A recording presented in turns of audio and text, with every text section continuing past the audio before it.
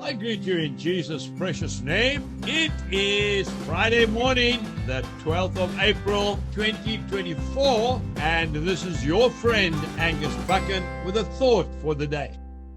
We go to the Song of Solomon, chapter 1, and I'm reading the second part of verse 6. They made me the keeper of the vineyards, but my own vineyard I have not kept.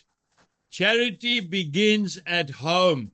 Service starts with valuable time spent, first of all, in the presence of Jesus Christ, and then your family, and then your work.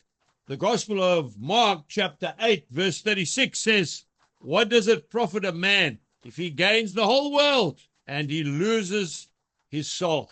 We need to spend more quality time, and we need to spend more quantity time in the presence of Almighty God. We need to be so careful, and I'm talking to myself here probably more than anybody. We need to be so careful that the work of the Lord does not keep us from the Lord of the work. So busy working for Jesus, we've got no time to spend with Jesus. We really need to be so careful of that fact.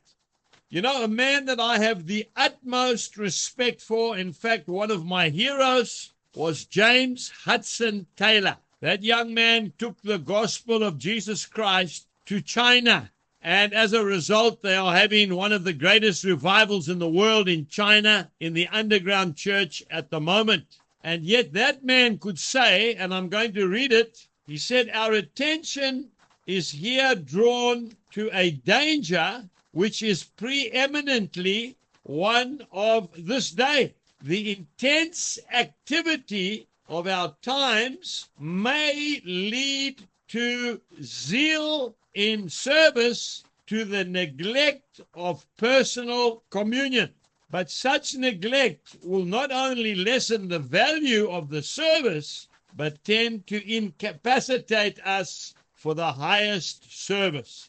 In other words, if we are not having a proper quiet time with the Lord, if we are not interacting with the Lord, it will even affect our ministry, let alone our family that will suffer, and most of all, our personal relationship with the Lord.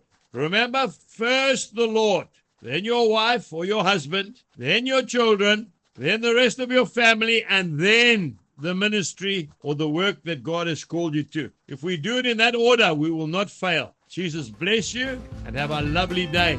Goodbye.